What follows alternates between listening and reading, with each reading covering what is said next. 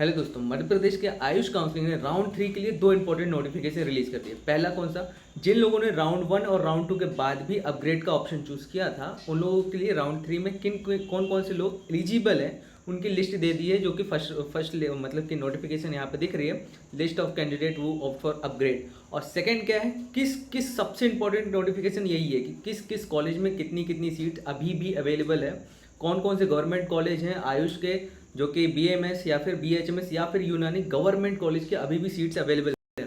तो सबसे पहले तो देख लेते हैं रिमेनिंग वैकेंसी दिखा दें।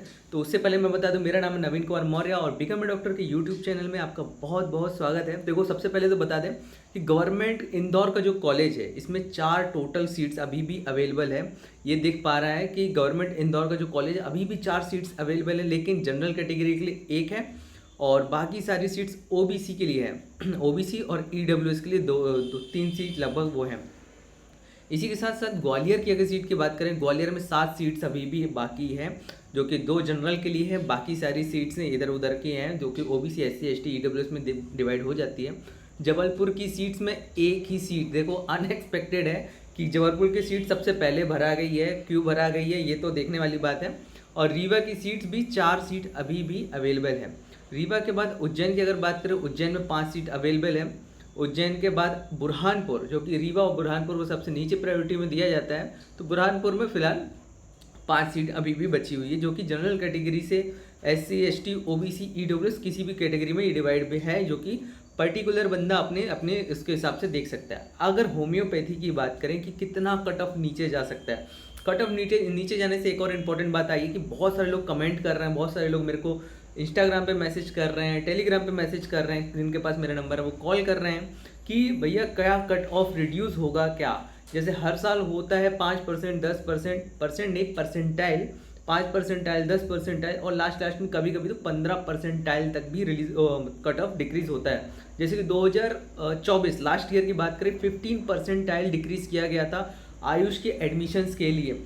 तो मैं वो सारी चीज़ें कलेक्ट कर रहा हूँ एक डॉक्यूमेंट के फॉर्म में, फिर उसके बाद डिटेल इन्फॉर्मेशन आपको शेयर कर दूँ, क्योंकि हवा में बात करने की अपनी आदत नहीं है। बिल्कुल भी गलत चीज़ें बिल्कुल भी नहीं करना, किसी को बेमतलब के बेवजह बिना नोटिफिकेशन के गलत हाथों में मत चले जाना जब तक कि ऑफिशियली हर एक चीज़ ना हो जाए। तो उसी के लिए मैं बता रखा हूँ कि किसी को अगर गाइडेंस चाहिए, हेल्प चाहिए एडमिशन से रिलेटेड, क्योंकि बनी बात है राउंड 1, राउंड 2, राउंड 3 के बाद एडमिशन लेना बहुत ज़्यादा मुश्किल हो जाता है। स्टे वैकेंसी राउंड, जो कि एक टाइप से कॉलेज लेवल एडमिशन हो जाता है, वहाँ पे बहुत ज़्यादा केयरफुल होने की ज़रूरत होती है, क्योंकि वहाँ पे एडमिशन लेना कॉलेज लेवल पे बहुत मुश्किल हो जाता है। तो हर एक चीज़ बैलेंस मोड में जाना चाहिए। अब देखो, अपन होम्योपैथी की बात कर रहे थे। होम्योपैथी गवर्नमेंट कॉलेज की अगर बात करें तो 12 सीट्स अभी भी अवेलेबल हैं, जिनके कट ऑफ 2 नंबर ऊपर, 3 नंबर ऊपर। अब ऐसी बात ये नहीं है कि ओनली 12 सीट ही यहाँ पे अवेलेबल है।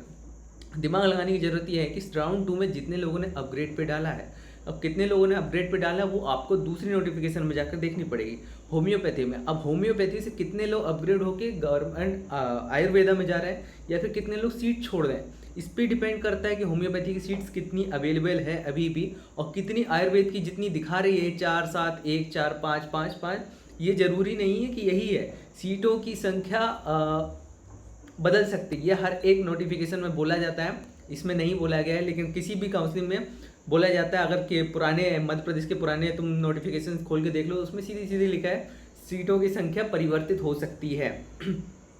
अब यूनानी की बात करें, यूनानी की 20 सीट्स अभी गवर्नमेंट कॉलेज की अभी भी बाकी है, मतलब कि ले देके इतनी सारी सीट्स होने के बाद भी यूनानी सीट्स लगभग इतनी सारी भरा गई है, 80-90 लगभग लास्ट लग जाते जाते 100% सीट यहाँ की फुल हो जाती है, क्योंकि गवर्नमेंट कॉलेज है, सीधी सी बात है।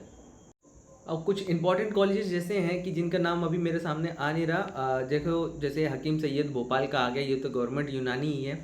इसके बाद फैकल्टी ऑफ आयुर्वेदा जो दिख रहा है कि अभी सेकंड राउंड होते होते 26 सीट्स अभी भी लेफ्ट है। इंडेक्स का जो कि बहुत सारी कंट्रोवर्सी के बाद आया, लेकिन फिर भी अच्छी खासी इन्होंने फिलिंग कर ली है, 35 सीट सेकेंड राउंड में। अब थर्ड राउंड में कितनी भराएगी वो देखने वाली बात होगी। मानसरोवर कॉलेज की अगर बात करें, जो कि एमपीएमयू से है, 25 सीट्स अभी भी अवेलेबल है राउंड 2 के बाद। राउंड 3 में कितनी भराएगी वो देखने वाली बात होगी। एनआरआई जिनकी फीस बहुत हाई है, 27 सीट्स अभी भी बची हुई है। ओम आयुर्वेदिक कॉलेज जो कि बैतुल में है, इनकी 12 सीट्स ही अभी बची हुई है, यानी कितनी अच्छी फिलिंग इनमें हुई है। 50 सीट्स हैं जो कि शिवपुरी के कॉलेज है, पंडित महावीर प्रसाद का, RN कपूर जो कि इंदौर का आयुर्वेदिक कॉलेज, यहाँ के होम्योपैथी कॉलेज भी है, 27 सीट यहाँ पे बची हुई है। राजीव गांधी, जिस कॉलेज को बहुत कम सीट्स यहाँ पे मिली थी क्योंकि पिछले 2-3 साल से बहुत ज़्यादा इन लोगों ने NCISM की कुछ गाइडलाइंस को फॉलो नहीं किया था, जिस वजह से NCISM ने इनको पनिश करते हुए इनकी सीट्स की संख्या डिक्रीज़ कर दी, यानी 50 सीट्स ही थी, जिसमें से 8 सीट ऑल इंडिया काउंसलिंग के लिए गई थी और बची हुई 42 सीट्स जो कि स्टेट कोटा में गई थी, तो उसमें से भी 8 सीट्स अभी भी रिमेनिंग है। और इसके साथ सरदार अजीत सिंह जो कि भोपाल का कॉलेज, 22 सीट्स यहाँ पे बची है। सर्वपल्ली राधाकृष्णन जो कि RKDF ग्रुप का हिस्सा हुआ है, यहाँ का कॉलेज 18 सीट्स यहाँ पे अवेलेबल है। शुभदीप की बात की जाए, इंदौर का हाईएस्ट डिमांडिंग कॉलेज है BMS के लिए, और BHMS के लिए गुजराती कॉलेज। तो अपन गुजराती कॉलेज ढूंढते हैं, कहाँ गुजराती देखने को मिल जाए। SKRP गुजराती, चलो अभी देखने को नहीं मिल रहा, ऊपर निकल गया होगा मेरी नज़रों से। श्री साई इंस्टीट्यूट अपन को 15 सीट दिख रही है। वीणा वादनी अपन को 17 सीट दिख रही है। जिसको देखो राउंड 1 हो चुका है, राउंड 2 हो चुका है, राउंड 3 में अब इन लोगों ने नोटिफिकेशन कर दी है, लिस्ट ऑफ कैंडिडेट यहाँ पे आ चुके हैं। ये वो लिस्ट है जिससे कंफर्मेशन किया जा सकता है कि किस किस बच्चे को अलॉट होने के बाद भी उसने अपग्रेड पे डाल दिया, यानी हो सकता है उसे कॉलेज ना लेना हो या फिर हो सकता है उससे बेटर कॉलेज लेना हो।